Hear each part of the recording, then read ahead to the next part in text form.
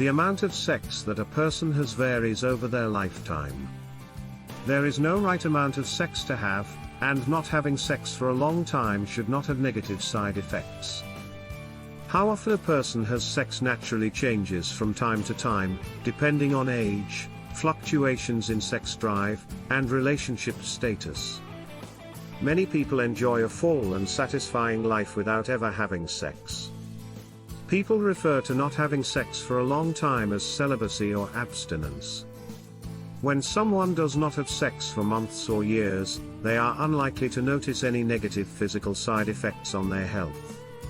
However, research shows that having regular sex can result in certain health benefits, including improved immune system function, reduced blood pressure, lower stress levels, and less risk of cardiovascular events.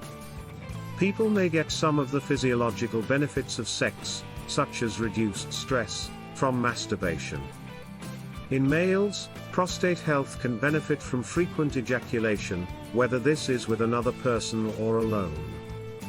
A 2016 study found that men who ejaculated at least 21 times per month had a lower risk of prostate cancer compared with those who ejaculated 4 to 7 times per month.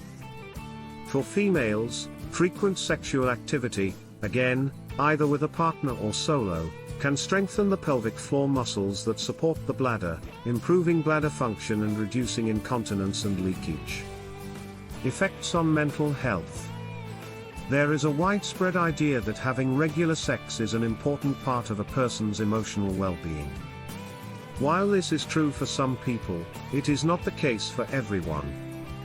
When sexual abstinence is involuntary, some individuals may feel negative effects on their mental health. Conversely, people who do not feel sexual desire may find these feelings distressing. Not having sex when in a relationship can make a person feel insecure or anxious. Talking about these emotions can help remove any sense of discomfort. For others, abstaining from sex is important for good mental health. People may abstain from sex for many reasons, for example, because they have a low sex drive, are asexual, or simply choose not to engage in it. The potential benefits of abstaining from sex, depending on the individual and their situation, include having no risk of sexually transmitted infections, STIs. Avoiding a source of anxiety. Taking time to work through negative feelings about sex. Living in a way that is consistent with one's religious beliefs. However, research reports that sex is a good way to relieve stress, which can boost a person's mental health. According to a study that surveyed 10,429 women with low sexual desire, 27.5% reported that it caused them distress.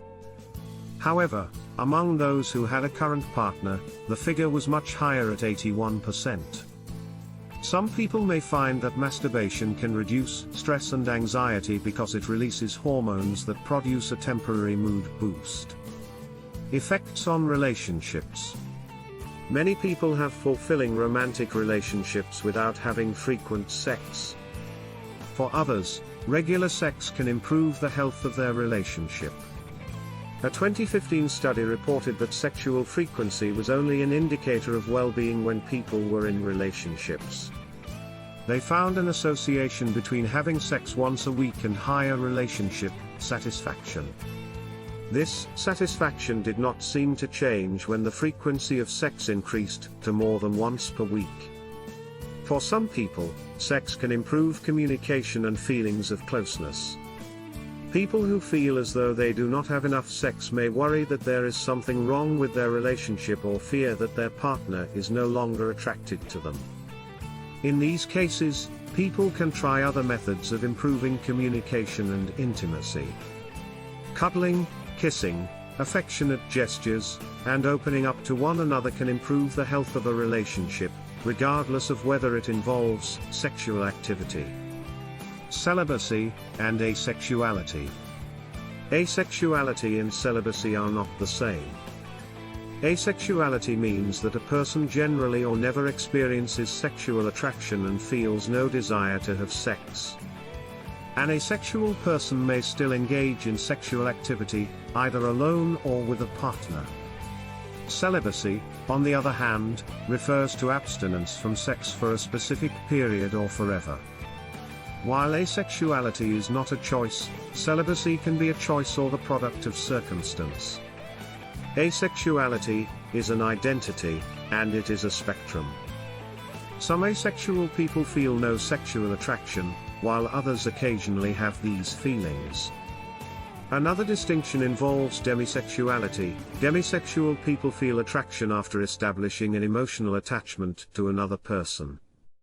Some asexual people experience romantic feelings and a desire for a romantic relationship, while others do not.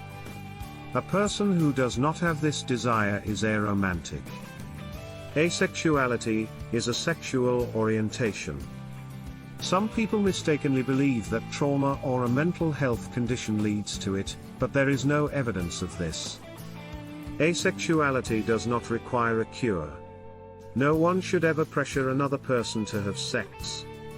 Takeaway: there is no correct amount of sex to have, and the best frequency varies from person to person.